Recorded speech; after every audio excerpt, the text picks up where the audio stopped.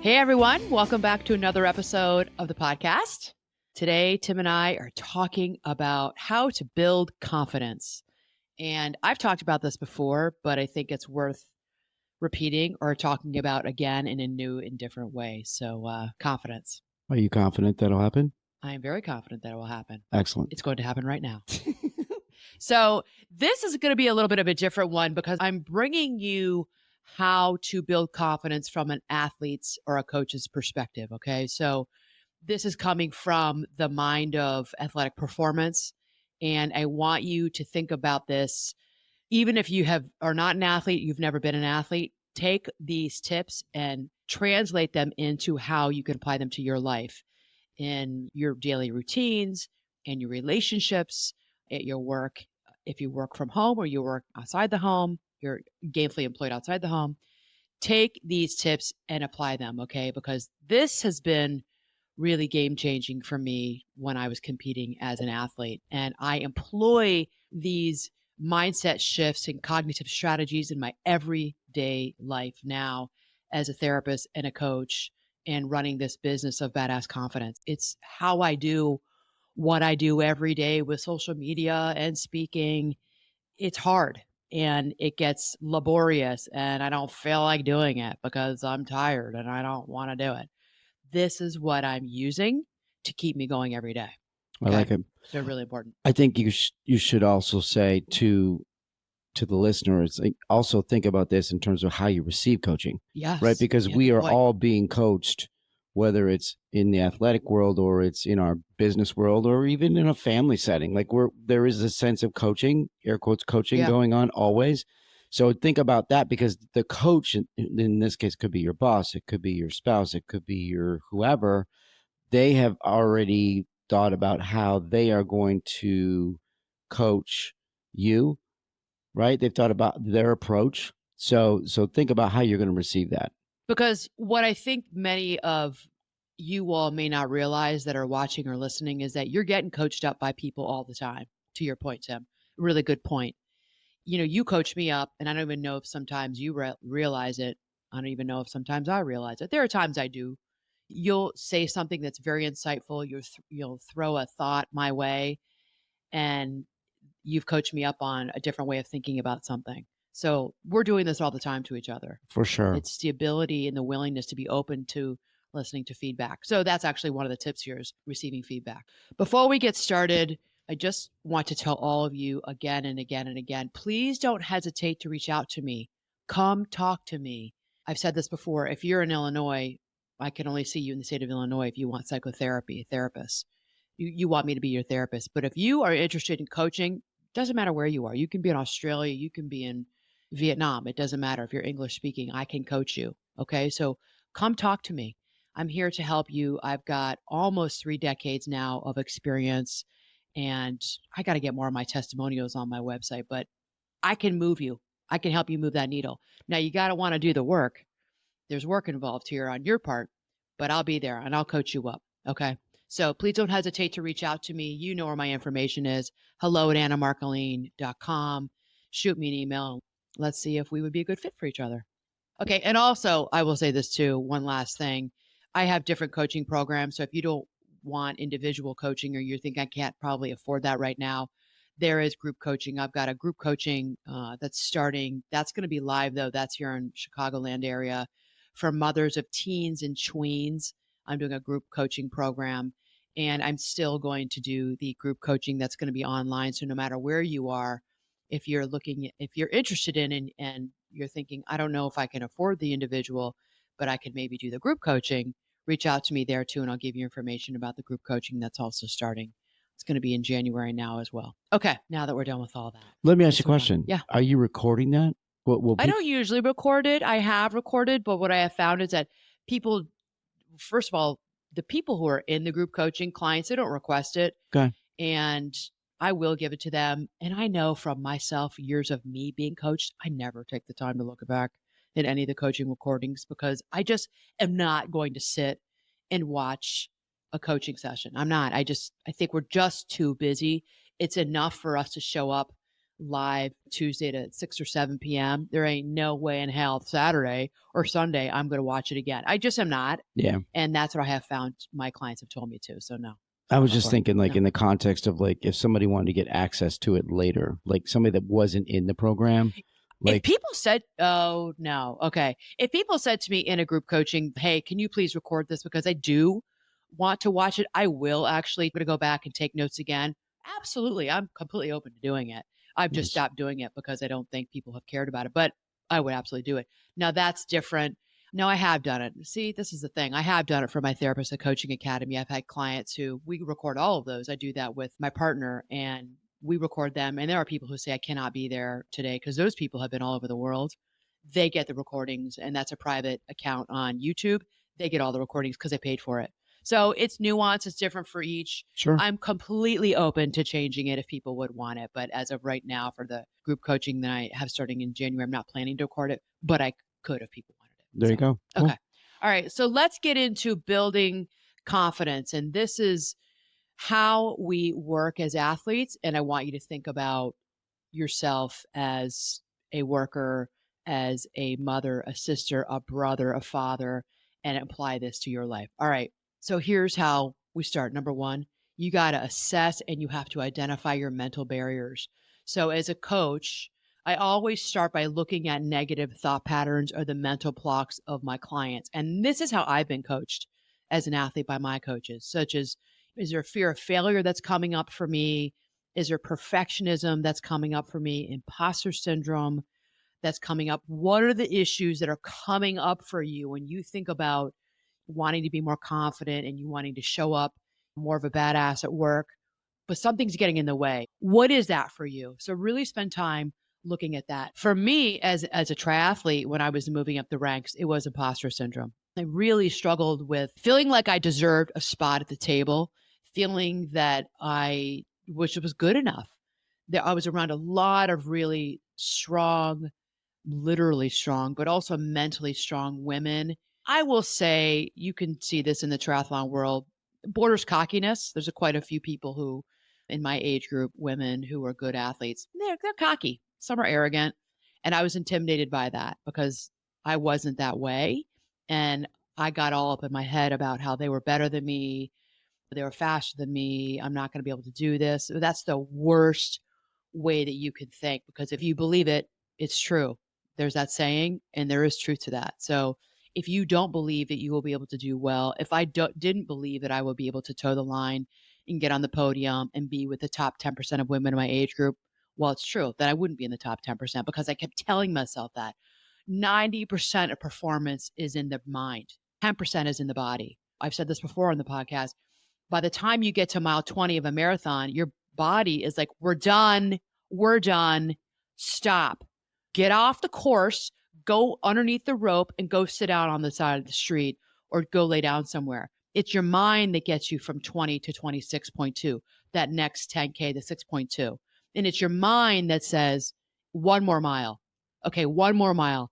Just get to that telephone pole. Okay, now just get to that fence. Okay, get to that lady in the yellow jacket. And that's your mind. It's not your body. It's the exact same way with triathlon performance, giving a talk, having to go speak to your boss. It's the exact same thing. So, I know Bill, you want to say something. I See you do. there. I do. So building off that 90-10. So I've never thought of it this way until you said that out loud. So that 90% versus that 10%. So But you know that to be true, Tim. 100% do. And Yeah. I've never said it out loud. But I think that 90% of it, so there's confidence and there's cockiness.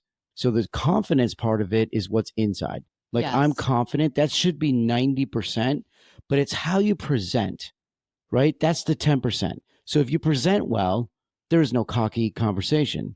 But if you present overly confident by your body language, by the words that you say, just by your actions, then we've gone over the line and we've gotten into cockiness. And I think that's what you're talking about, where you see, like, ooh, that person's really cocky.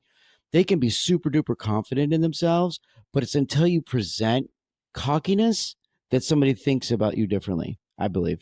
Well, I saw, and you saw it too. I saw in our sport more than running. I didn't see this so much in the running world. I didn't see it there, and I don't see it there.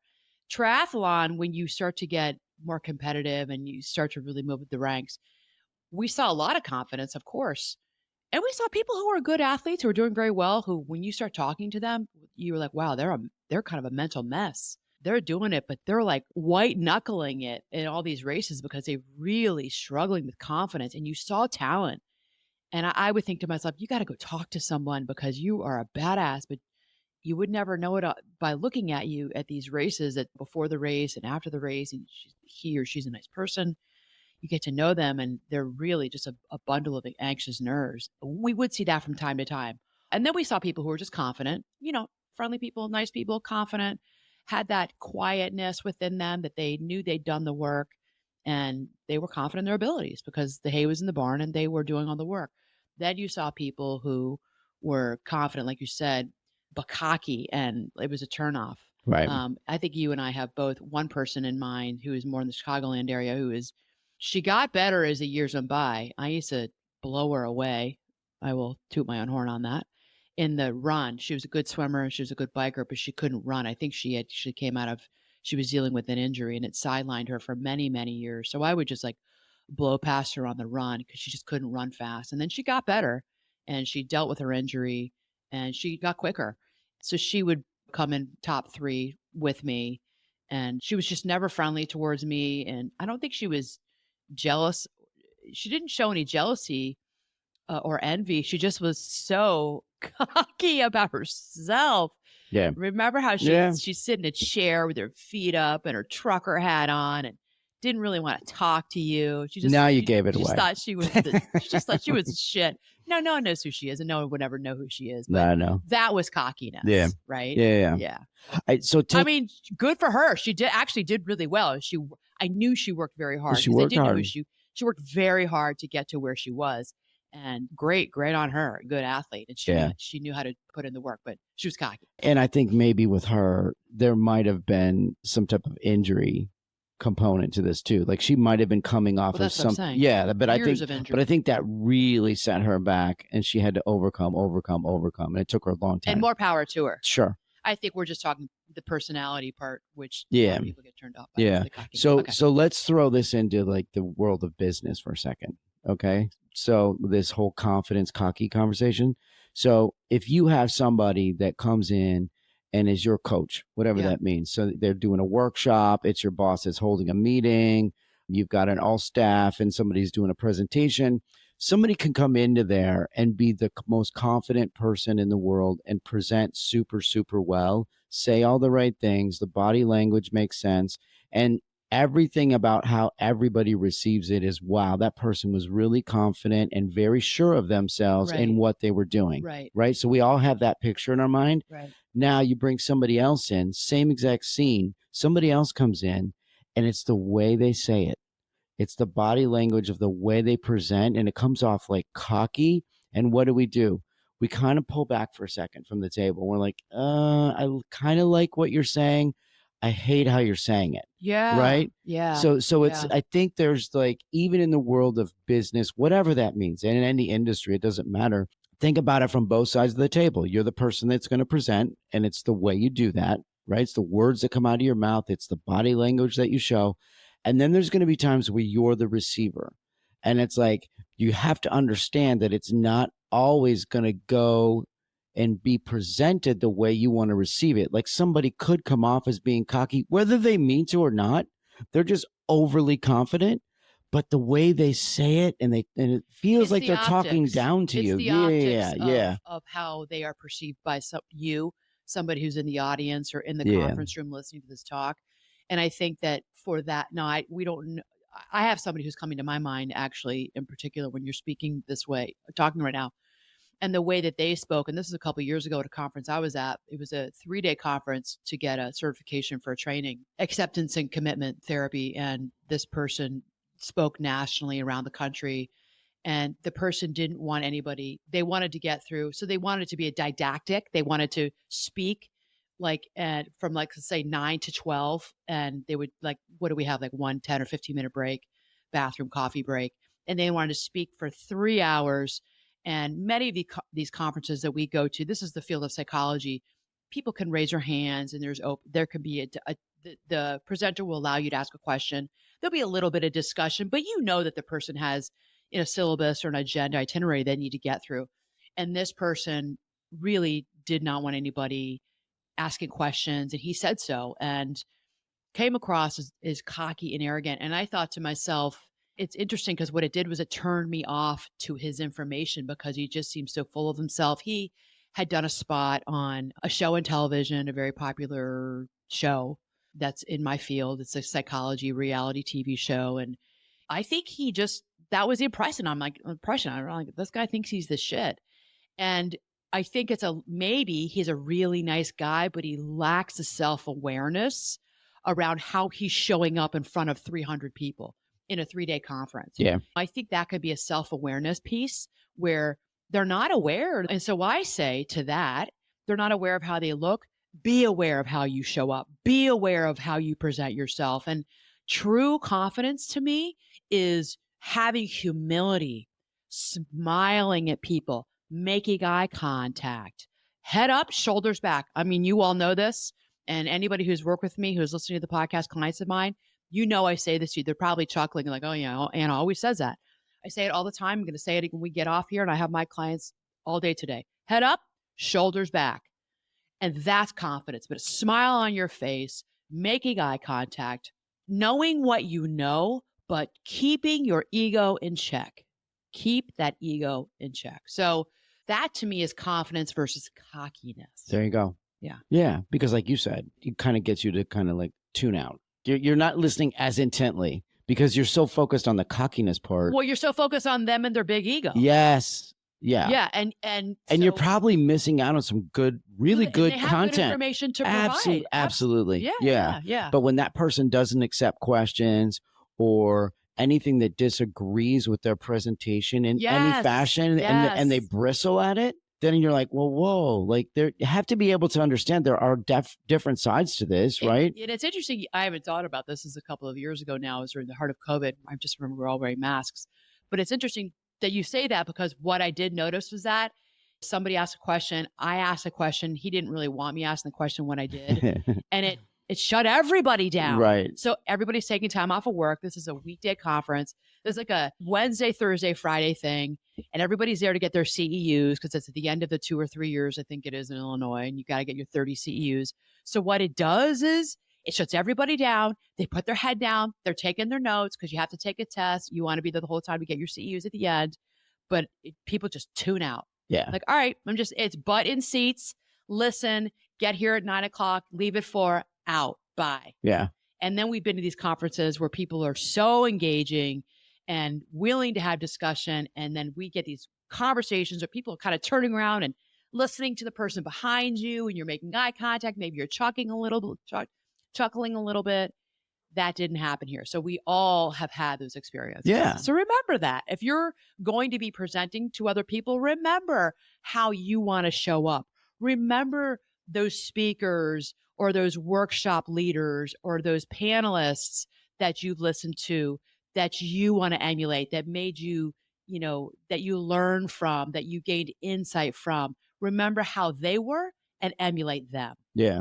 And let's also say, like, not everybody listening to this podcast is a speaker, like a public speaker or presenter. Of course. So you can bring this into a conversation too. Your family, your home. Yeah. Be aware of how you present. Be open to listening and other opinions, right? It can be something that happens in your kitchen. Don't talk down to people. Don't talk down to your kids, your teenage kids, even your children, because they're smart little human beings and they know what you're doing. Even though they may not have the words to articulate it, they know what you're doing. Yeah. And think about what you just said. Like if you're in a big conference and somebody gets called out and brings an opinion that the speaker doesn't want to necessarily entertain. Right. Well, if you're in your kitchen and you kind of like call out, air quotes, call out your kid, and then everybody else is like, well, I'm not going to get in on this one because I'm going to be the next one on the bullseye, right? So whether you be up on a stage and somebody's asking you a question and you can't answer at that moment because you have to get through, maybe you've got a time deadline here and you got to get through this, you want to impart this information, whether you be on a stage or you be sitting at the kitchen table, someone asks you a question that you can answer, you say, hold that thought. I want to hear your question, but let me get to it at the end of this talk. Hold that thought, Susie, Joe, my nephew, my son, my daughter, my partner, my spouse. Let me just finish this because I want to finish this, get my thoughts, finished my thought, and then I want to hear your question. Yeah, If we did that with our family members, how much further along we would be. Family, absolutely. even more, we disrespect one another. But yeah, Yeah, it doesn't matter where you are. correct. It's how you treat the Yeah, I people in like your that. life. I like that. Yeah. Okay. It's important to me that the supplements I take are of the highest quality. And that's why for 5 years, I've been drinking AG1. Unlike many supplement brands, AG1 conducts relentless testing to set the standard for purity and potency. I know I can trust what's in every scoop of AG1 because it's tested for 950 contaminants and banned substances, while the industry standard typically only tests for 10. Taking care of my health shouldn't be complicated, and AG1 simplifies this by covering my nutritional basis and setting myself up for success in just 60 seconds. AG1's ingredients are heavily researched for efficacy and quality, and I love that every scoop also includes prebiotics, probiotics, and digestive enzymes for gut support. So if you want to replace your multivitamin and more, start with AG1. Try AG1 and get a free 1 year supply of vitamin D3 plus K2 and 5 free AG1 travel packs with your first subscription at drinkag1.com/Anna. That's drinkag1.com/Anna. Check it out. You will not regret it. All right. Well, we are going to probably have to do a part 2 of this because I only got to number 1. How to have more confidence from That's because you're very confident in this topic. I am confident in this topic, and I want you all to know all of this because it's been really game changing for me. So, we're talking about mindset shifts. We're talking about the cognitive strategies and the performance psychology tools to have more confidence in your life. Number one, assess and identify your mental barriers. So, like I said earlier, think about what are your mental blocks. You know, do you have this perfectionism ideal? Do you have this huge fear of failure, which holds you back? Imposter syndrome, which is something that I have dealt with for many, many years. Okay. That is going to limit your confidence. Okay. So by having conversations with a life coach, a performance executive coach, having conversations with a mentor, even a therapist, your best friend, your family member, that can help you do like a self reflection and help you understand what is it that's keeping you back from being more confident. All right. So that's important. Number two, I want you to focus on your strengths and your past successes. If you want to be more confident, you must go back and focus on your strengths. All right. Because you are not a ball of weakness and you're not a ball of failings. It's just not true. That is absolutely not true. And I don't use absolutes very often, but that's one time when I can say to all of you who are watching and listening, that's absolutely not true. You have not been 100% a failure. You have a lot of strengths and you do have a lot of past successes. You must think about them.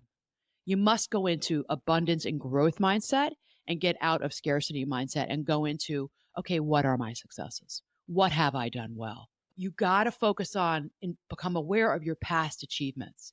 Really, really important. So, a coach, whether it be in sports or life coach, they may encourage you to reflect on your past positive experiences and then building a narrative around resilience and capability. Build a narrative for yourself inside your mind about, yeah, I have been here before. I have done this before. I am capable.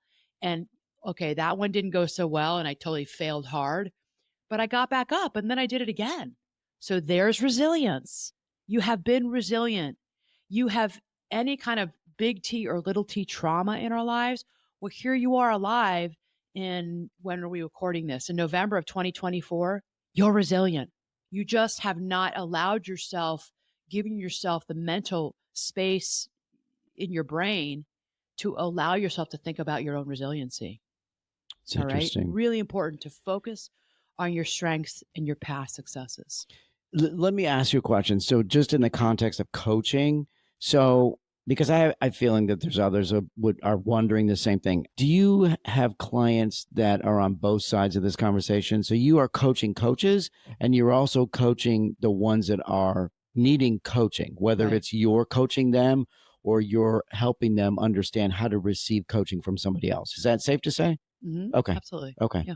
Yeah. Because I think this advice can go all directions in this, right? Like Yeah. this advice can go to the coach and it can go to those of us that are receiving the coaching on how Well, to. this is how I coach my coaches. I don't talk about it very much on here. I don't know if people know that I do coach people who want to become life coaches. Right. And this is exactly how I coach them because they show up wanting to be a life coach and they've got a lot of these same imposter syndrome's huge, really, really big in the coaching space. And I think it's probably a little warranted because a lot of people who want to be life coaches, it's hard for them. They don't come from a background. Maybe they come from sales or business. Some people just they just are psychologically savvy and they're psychologically minded. So it's easier for them to learn what it is that I teach them. Others, it's harder for them. And then they say, okay, now I've finished your course. I've been consulting with you for 6 months or a year, and now I'm going to life coach. I feel like an imposter. How can I talk to somebody about their life when maybe I haven't been through it Mm. or I'm not old enough? So that's where the topic of confidence comes That's where back confidence to the comes. table. Yeah, we need to Yes. build up your Yes. confidence because you know it. You just have to be able to share it. But they're getting all up in their head. Yeah. So that's a good point too, is to remember that, I can talk to you about this today on a Monday or Tuesday in November of 2024. And then I'm going to talk to you about it again in May of 2025 because it's going to come back up. And that's okay. Yeah. That's okay. Just know to bring it back up, to notice what's percolating inside of you and coming back to the surface of, oh, okay, I'm dealing with a lack of confidence again. And it's coming from this situation I had with that client, or it's coming from this situation. I was in a group, maybe a group coaching, and I just feel like these men and women are so far ahead of me. And I thought I was confident and I'm not. And okay, we'll go back and let's look at that confidence piece again. Okay. And Yeah. let's build that back up in you and let's strengthen that back up in you. That's okay. I mean, that happens. I mean, you and I are not perfect. I mean, there are times when I know, all the cognitive distortions, and I tell my clients this all the time. I've been teaching that for 30 years, but I still can very much get into black and white thinking. I still can very much go down into a negative spiral of catastrophizing about everything is bad and it's all not good. And oh my gosh, life, I can do that and you'll catch me sometimes in it. And sometimes I catch myself in it. It's okay. We're such imperfect people. There's no perfection here. Here we go into perfectionism. There's no perfection. The point is to notice it, notice you're doing it, hit the reset button. I have to hit the reset button like 3 or 4 times a day some days. Hit the reset button, start over, take a deep breath. It's okay. Don't judge yourself. Notice what's going on and begin again. So really, really important. I'm also thinking right now too, like, so there's the coach and there's the one that's being coached. I think the one that is also being coached can unfortunately come off as being cocky. Like, you know what I'm saying? Like you Yes. can present in a way where it's like, I'm a confident athlete, but now I've turned into a cocky athlete because the way I respond to my coach is like, ooh, I don't Oh, we've all had that. right? Like, You've had that. I've had that. yeah, You've had that more as a triathlon coach. I've had that as a life coach, a cockiness. But see, when I see that, I always think there's some insecurity on the inside. I think that surfacey stuff. I think that's a surface arrogance and cockiness. And to me, I immediately go to where's the weakness that they're covering. yeah, Now, there have been times where there have been people who just come to maybe triathlon coaching or come to life coaching, and they really are cocky. Because, I mean, I can think of one person in particular who I was coaching to become a life coach. She was a very good therapist. I mean, she had a successful practice in her own right as just a psychotherapist and wanted to add life coaching in. She was good. She was successful. She made really good money. And she kind of was to me in the beginning like, what are you going to teach me that I don't already know? right. Like, what do you have that I don't have? Really? Thought leadership? Okay, we'll see about that. And, I just continued to show up as I was. She continued to kind of be cocky. She wasn't she didn't participate a lot. This is group coaching. But it's so interesting at the very end, it was like the best compliment ever because at the very end, she said to me and to the group, I have paid for other coaching programs. I've spent tens of thousands of dollars being coached to become a life coach by other people who are life coaches, successful life coaches. I have learned more in 8 weeks with you, Anna, and I was not expensive at all the time. I think it was like $300. She goes, I've paid for $10,000 programs. I've learned more from you I think it was a 6 or 8 week program that I've learned from any of them. And I was like, that's the best compliment you could have given me. And to think all this time, she had like a smirk on her face. She was cocky, Yeah. said, I don't really know what you're going to be able to teach me. And I was like, yes, yes. I was proud of myself. That's funny. I was proud of myself. I was Yeah. like, that's great. But I continued to show up. Okay, this is for all of us. So continue to show up, put your nose in the grindstone, do the work, have humility. And I was confident in my knowledge. Yeah. And at the end, that was the best testimonial I've ever could have received. Yeah. I mean, I think there's takeaways all along this conversation for people on both sides of this conversation, right? There's like, man, if you're writing notes right now, like I would go back and listen to this one and take notes and we're going to have to do a part 2 because we're running out of time. And I have so much more to say about confidence from the perspective of sports performance, because this is all applicable to every aspect of your life. So we're going to have to do a part 2. We have known athletes who've shown up really cocky, and they are, this underscores the whole issue of coachability. You have said to me many times over the years, I've heard you when you were a triathlon coach, you talked about coachable clients. Who's coachable, who's not coachable. You said to me, she's very coachable. She's not, or he's not coachable. And you know this so well because you live it even now with coaching your little swimmer athletes. And I always thought it was a compliment because you told me I was coachable. I knew I was a coachable athlete. I'm a coachable client. When I get consultation from other life coaches, when I have my social media marketing, my business coach, I know I'm coachable. You tell me to do something, I will do it. You have to think about that for yourself if you're watching or listening. If you're going to pay for coaching, if you're going to bring somebody into your life to help you, first think to yourself, you're spending good money on this, but you first got to think to yourself, am I coachable? Am I willing at this time in my life to be held accountable and to follow through with what my coach, who is the expert, that's why I'm hiring them, has to tell me, the knowledge and the insight they have to impart to me? Think to yourself, can I be accountable? Not perfect. I'm not talking about being perfect. There are weeks when my coaching clients show up and say, Ann, I didn't do the homework. Okay, let's talk about why. All right, so maybe that'll be next week's action step, or maybe that will be next month's action step, or maybe we're going to really table it and we'll circle back to that in 3 or 6 months because I have clients who do stay with me that long.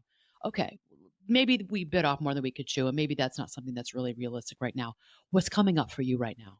Why is this something that you don't want to be held accountable for? So that's a conversation I'm having with my coaching clients, and that's fine. But really think about, and those are coachable people. Yeah. But it's because we're having a conversation, we're having dialogue with one another. I'm talking about, and I want you to talk about this a little bit, the people who are not coachable.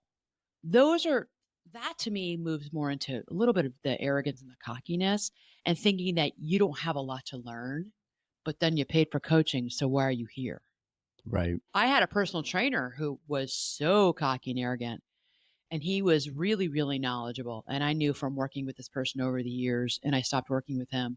He was very good at what he did, but man, he thought he was a know-it-all. He thought and you know what I'm talking about. He thought he knew it all. Yeah. And I stopped working with him. I got worried that he was so cocky and arrogant. And for a few years, that was okay.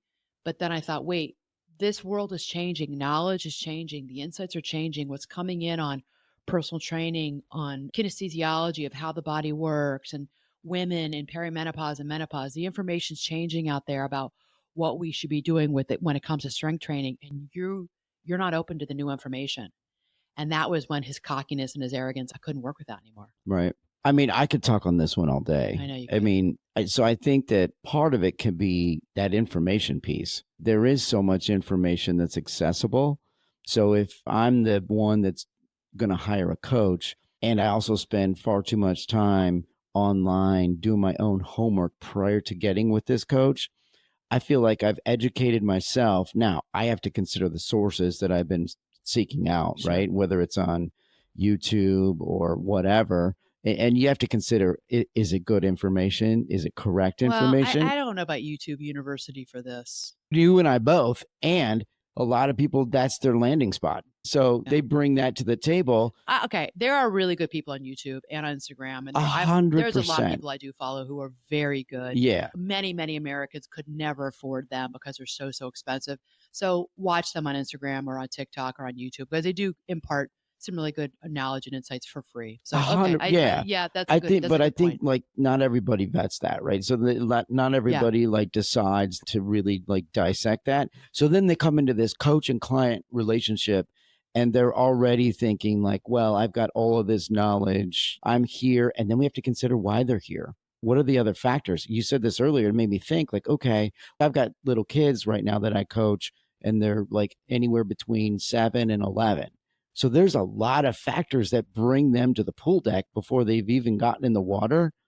And most of them are trying to get into club, aren't they? Or no? well, are they, right? Maybe their parents are trying to get them into the club. There's influences like that you don't see. They don't present themselves immediately. It's not until you start to get into this conversation with these little people. And then it's like, well, my mom, it's like, then you start to say, You start to understand okay, now I understand.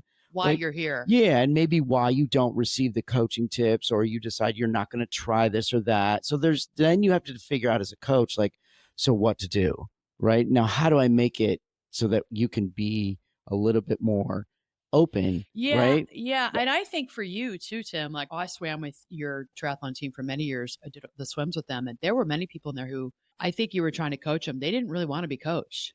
I saw people who absorbed everything you had to share with them about their stroke and how Yeah. because that's what you do. And then I also saw athletes who were in there who were like, I'm just here. They just were phoning it in. Yeah. And I mean, that's another influencer is like, well, I've always done it this way. And why do you want me to change the way my elbow sits in the water? Like I've always done it the opposite way. So I'm 60 or 55 or whatever, and I'm not Okay. changing. That's a good offshoot because those people are probably not individuals who are looking to be faster racers. There maybe are not people who care about being on the podium in a triathlon. They're like, I'm just here to swim 3-4 days a week, and I just want to do 2 triathlons this summer, and that's it, or 1, and that's it. So you're trying to help them have more confidence in their swim ability, and maybe that's not their value. Maybe. And I also think I'm trying to make you less tired when you get to your bike, right? Yeah. And that I think for them is huge, right? Because you swim first and then you go to your bike. Well, if I can You're fix, trying to make them more efficient. well, I'm trying to reduce energy output in the water so that when you get to your bike, you can enjoy that more. You might have no aspirations to be on a podium ever. That's fine. Right. But like you also want to feel good about it, right? You don't want to Yeah. be completely exhausted and have to like pull yourself off the race course because you used all this energy in the water and You you don't have, want to DNF. yes, Do not finish. Do not yeah. finish because you're So then, exhausted. then it comes back to Good me as a point. coach. Like we need to talk like let's talk about that out loud, right? Like I have to say, you know what? I'm trying to set you up for a really great bike ride. That's why we're talking about energy output And then you in the still have to water. run after you get off the bike. Exactly. Yeah. Yeah. Yeah. So it's like, but that's on me now. Now I need to make sure that you understand that's why this is important. Oh, you're trying to help them be a better swimmer so that they can be more confident on the bike. Yeah. See, not having been a triathlon coach, never think about this. Isn't that Yeah. interesting? I've always been the coached triathlete. I don't do what you do, and I've never thought of it like that. Yeah. I never thought about what you have to think about with your athletes. See, Yeah. there you go. Interesting. Okay. So we're going to have to end and then we'll go, excuse my language. We'll have to come back. So how to get more confident. You're going to assess and you're going to identify your mental barriers. Start with a mental piece first. Number 2, I want you to focus on your strengths and your past successes. You all have past successes. You all have strengths. I want you to think about them. Even better, I want you to write them down. Put them in the notes app on your phone. Write them down on a piece of paper. Write down your strengths. Write down your past successes in your personal and your professional life. All right. Do that. Really, really important. So that's your homework. Number 3, now you're going to move into setting small, attainable goals. Okay. So rather than focusing on these lofty or long-term achievements, no matter what it is you're thinking about in your life, what you're going to do is we're going to break down your goals into smaller bite-sized pieces. Okay. That's really important because we want you to get some quick wins. All right. So maybe That is for somebody who wants to do a triathlon. Maybe that's for this next week, you're going to go to the pool and you're going to swim 3 times a week. Maybe for somebody who wants to start, they want to write a book. Maybe this week you're going to write for 30 to 60 minutes 3 times next week. Maybe for somebody who wants to improve their marriage, they're going to do one thing this week to improve their marriage. Maybe they're going to have a come to Jesus meeting with their spouse about the state of the union. Or maybe they're going to start looking for a couples therapist in the area, putting feelers out. Maybe if you want to open up a small business, you're going to reach out by calling your attorney or getting the name of a small business attorney or accountant to see what that might look like for you, how to start that. Okay. So small wins, they've got to be small attainable goals. All right. Because if you don't do that, you're going to get overwhelmed. And that's when we say, oh, just screw it. I'm not doing this. All right. Got to have It's small too wins. much. It's too much. Yeah. Yeah, I Got to hear have you. small I hear wins. you. And maybe for some of you, it's like maybe you want to run a 5K you could even do it at Thanksgiving, or you want to run a 5K maybe in the spring. So maybe I want you to go and I want you to walk and jog a mile, 1 mile, 1 mile. And I want you to walk most of it. And I want you to jog, and that's it. I want you to jog for 10 seconds. Yeah. Or for 15 seconds, and you walk the rest. Okay? That's that whole couch to 5K, Couch to 5K, right. concept, Right. right? Where you start small, and it's like baby steps, right? So, Right. because you don't want to have it be where your athlete is like 2 steps forward and a step back, right? Like you want, I'd rather you take a half a step forward and just continue to take half step forwards than to do the opposite. Right. Yeah. Okay. And every time you do this, that's a small win for you. It reinforces your confidence by creating these consistent positive reinforcement. So what it's showing you when you're making these small steps and you're having these little quick wins is it's showing you that, oh, I can do this. And what is that? That's evidence. It's your evidence that you are able to do it. I shouldn't say we, I am always looking for the evidence. Look for the evidence. And if anybody, you know me, and my clients who work with me, they're like, and they come back and maybe they'll do a touch-up session, or they'll do like a tune-up session with me. Like, Hannah, I'm always looking for the evidence. That's a hot take for you in this session today. Look for the evidence. So when you get that quick win, there's the evidence. Oh, here's the evidence that I can do this 5K because I walked a mile and I added some jogging in. 2 weeks from now, you're going to have more jogs in there. A month from now, you may be able to jog that whole mile. There is your evidence. Yeah. It's not okay. Don't be mean to yourself by ripping on yourself and putting yourself down all the time. It's such a mean thing for you to do to yourself.